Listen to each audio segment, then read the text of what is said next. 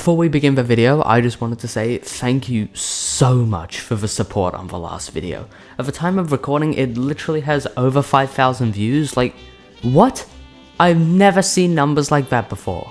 This is ridiculous. Thank you for all of the support, and hey, if you're new here, welcome. Also, this is probably a good time to mention it, I'm not just going to be doing Breath of the Wild and Tears of the Kingdom videos. In fact, I'm going to reveal my next 2 videos at the end of this one, so make sure to stick around for that. Thank you once again, and enjoy. The Legend of Zelda Breath of the Wild changed the way I play and look at video games. Before I played it, my experience with games was pretty much exclusively made up of LEGO Dimensions, Skylanders, and Minecraft, all of which were running on me and my brother's Wii U. We would later get a Switch, but we mostly just stuck to playing Minecraft together.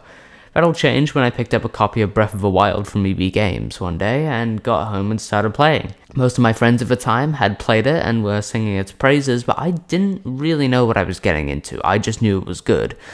When I first opened the game and stepped out of the Shrine of Resurrection, I was dumbfounded by the scale of the open world. I knew games could have giant worlds, but I'd never before experienced anything like this.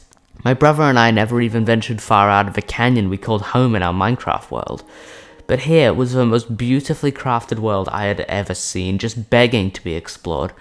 And explore I did. For the next over 100 hours, I traveled the lands of Hyrule, discovering new locations, building connections with my favorite characters, and slaying the toughest of monsters, before finally venturing into Hyrule Castle and defeating Ganon once and for all. I'd done it. I'd beaten my new favorite game. But I wasn't done. I bought the DLCs, completed the Champion's Ballad, fought Monk Mazcotia, obtained the Master Cycle, upgraded the Master Sword, and obtained the final memories. Now, I was truly done. Until I wasn't. I booted up Master Mode and did the whole thing again and again. And now, here we are. Almost 300 hours on my main account, every shrine and shrine quest completed, every side quest done, compendium filled, evil vanquished, and every single Korok collected. I am here today to not just tell you why I think Breath of the Wild is the best game ever made, but why no matter how many new experiences in gaming I have, I will always come back to Breath of the Wild with a smile on my face. Make sure to leave a like and subscribe while you're here. If you feel like it, you can even comment. Now, onto the video. Quickly before I start, I just wanted to say that I got the Breath of the Wild guidebook shortly after getting the game, and although it helped me through the trickier parts of the game, I almost wish I hadn't gotten it. If you somehow haven't played the game yet, I would recommend going in completely blind. No YouTube videos, no tutorials, no guidebook, no nothing. The game already has a tutorial, and it is by far the best one in gaming. That tutorial is called the Great Plateau.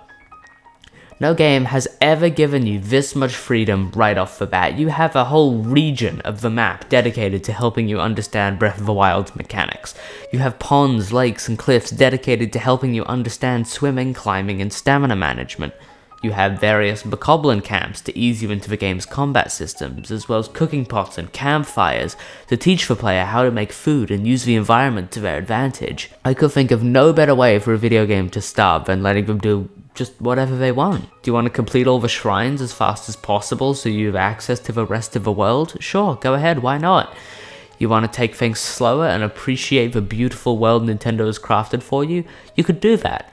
You want to go straight to the bomb trial and use them to blast yourself straight to Ganon's doorstep?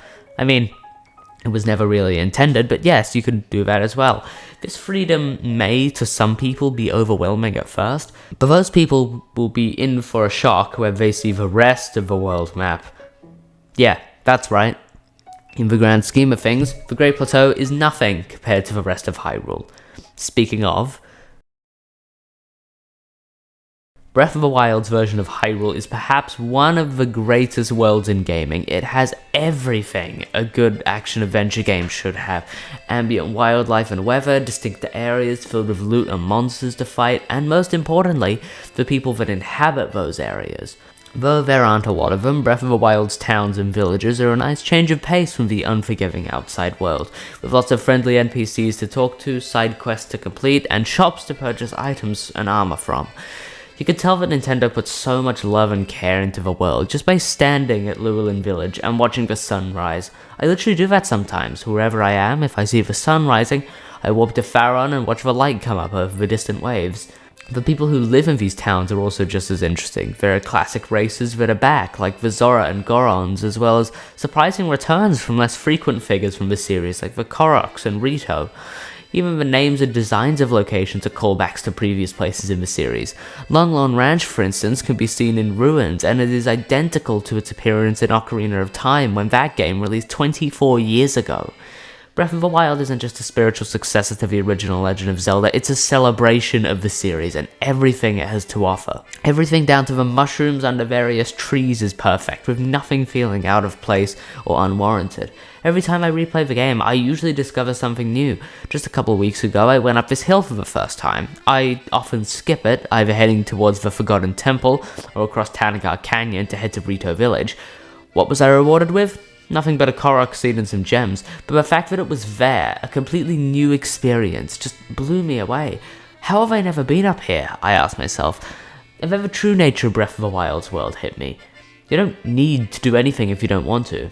I never went up that hill because I thought there wouldn't be anything for me up there, but when I finally, after 5 playthroughs, decided to explore this elusive location, I was rewarded for my efforts. Not by anything like a shrine or a fancy new weapon, but by my brain telling me, this is new. And that is the true magic of Breath of the Wild's world. You make your own journey, and it's different every single time you come back to it. It's not just Breath of the Wild's world that is perfect. The combat and gameplay are arguably the best parts about it. Though it was controversial, the stamina system only enhances the experience for me. It encourages thinking and elements of puzzle solving. The gameplay and world of Breath of the Wild go hand in hand. You look at the world, assess it, and imagine hundreds of different ways for you to overcome everything it throws at you. One of the things that the game loves to throw at you are monsters, and sometimes lots of them. Whether they be sleeping by a campsite, sheltering from the rain, or chasing travelers who cross their territory, they have as much character as most friendly NPCs in the game. Bokoblins talk, eat, and dance around the fire before wearing themselves out and going to sleep when the sun goes down. The Zalfas will lie in wait for extreme amounts of time, just waiting for something to come across them, their camouflage hiding them from unwary eyes. Even when engaged in combat, these creatures show much emotion and character. The way Moblins throw smaller enemies at Link is as hilarious as it is rare. I think I've only seen it happen twice, in fact. The amount of detail that people that go into combat guns a-blazing miss is ridiculous. But this is only hundreds of potential ways to deal with enemies. You could shoot down a nearby beehive to confuse a camp of Bokoblins, or you could infiltrate a Lizalfo's dam wearing a mask to make them think of you as one of their own. Or you could always go in and blow everything up. That's always an option. Remember kids, if life gets hard, use explosives. Breath of the Wild's overall gameplay is so much fun and feels very satisfying when things go according to plan. However, it is okay if the encounter doesn't go to plan as well. That means that you probably learned your mistakes and you should try another approach. It is important to say that in Breath of the Wild, the enemies are essentially just there to be hit. You don't approach enemies like a puzzle like you did in the older games anymore, you just hit them until they die, but I think it works in Breath of the Wild's gameplay. However, I would like to see in future some more enemies that require a bit more thought before taking out. Though a lot of people had issues with it, I think Breath of the Wild's story is one of my favorite aspects of the game. I love the characters of the champions, especially Urbosa and Revali, and though people had issues with Zelda because she was British, I really liked the character and even the accent choice. Most people also criticize the game's focus on the past. To that I say, well, yeah, but the reason the game focuses on the past so much is because it uses it as a storytelling technique to teach players what the hell is going on. Without all the memories and cutscenes, we will be left like, who dis? And was that? Though it's certainly not the best story in the series, Breath of the Wild has a simplicity to it that I really like. The idea of fleshing out the Sheikah is one that I think could not have gone any better. Before 2017, Impa was the only Sheikah as far as we know, but in Breath of the Wild, the Sheikah are not only back, but they created incredibly advanced technology thousands of years ago, that they assisted the ancient hero and princess in defeating Calamity Ganon. This is the first game where that truly plays a major role, and I don't think we'll see anything similar to this again in this series, which for some might be a disappointment, but personally, I think having Vashika or a race like them in a future game without some sort of technology on their side is gonna feel a little weird. Now, believe it or not, there are some things I don't like about this game. First up, rain. Why? Why is this a thing? Why? There is nothing worse than being in the middle of climbing a mountain and it starts raining.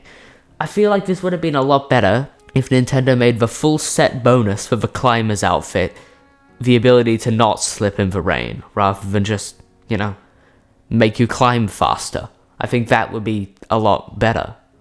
Next issue are the bosses. Sure, their designs are really cool, but gameplay-wise, they all act and fight the same. Even Ganon, after all that build-up, is nothing but a combination of the 4 main bosses throughout the campaign. Third issue, Dark Beast Ganon. Again, like the other bosses, he looks cool and has cool music and is an incredible set piece, but that's what he is, a set piece. He barely moves, making what should be a climactic final boss into more of an on-rails experience. I will give him one thing though, it's cool having a boss fight on horseback, and I would have liked to see more of those in the game, I think. Fourth problem. I am fine with collectibles in games, but only if the number of them is reasonable. I think you know where I'm going with this. Why are there so many of them, and why is the reward for losing my sanity a golden piece of... Never before have I experienced a video game soundtrack that makes me want to play a game so badly. Yeah, Hollow Knight has a pretty good score, but I really don't feel like putting a ton of hours into another playthrough. Halo 3 has some great songs, definitely the best soundtrack in an FPS, but I've played it so much, and as great as it is, I'm trying to get away from the raging dumpster fire that is Halo at the moment. But Breath of the Wild? Whenever I hear the main theme or hell any of the songs, I just want to play it and experience it all again. Some personal highlights for me are Flight Range,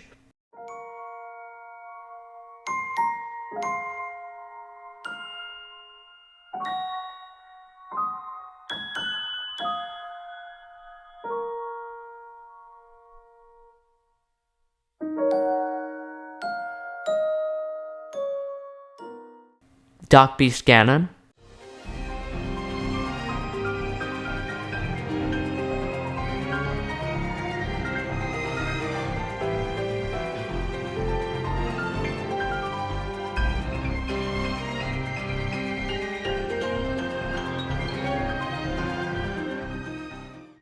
Hyrule Castle,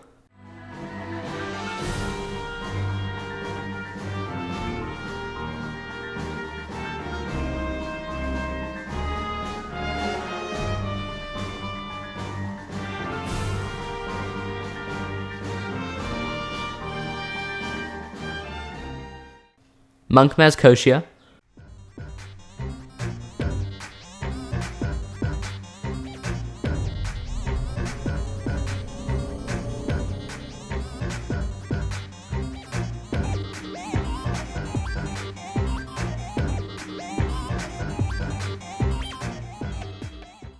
Rito Village,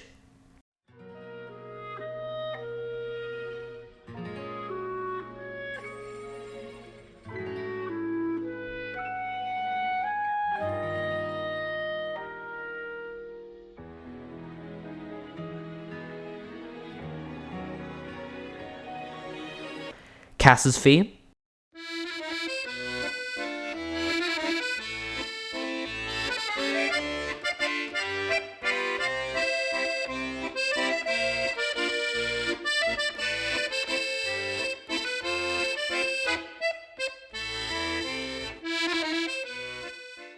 Rivali's Theme,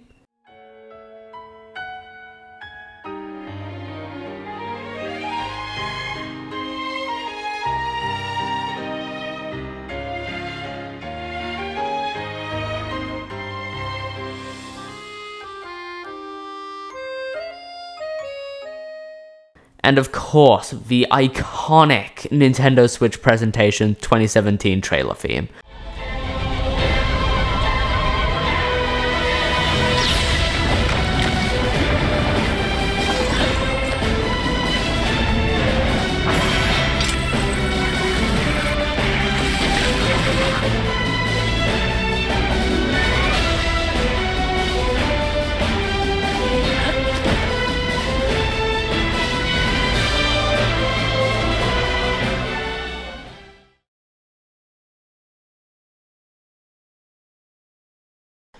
Now, to stop myself from rambling on for too long, I think I'm going to end the video here. This video is mostly just me gushing about why I love this game, so sorry if I was going on for a bit too long. Feel free to leave feedback in the comments below. I'd love to get some ideas on ways to, improve these longer videos with help from you guys.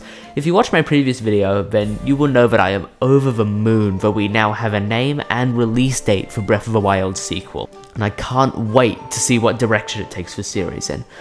Once again, not only did Breath of the Wild change my perception of video games, but it also changed the way I look at storytelling and world building in general. As a game, Breath of the Wild is a checklist of everything a good open world should have, but as a piece of media, it is nothing short of a work of art.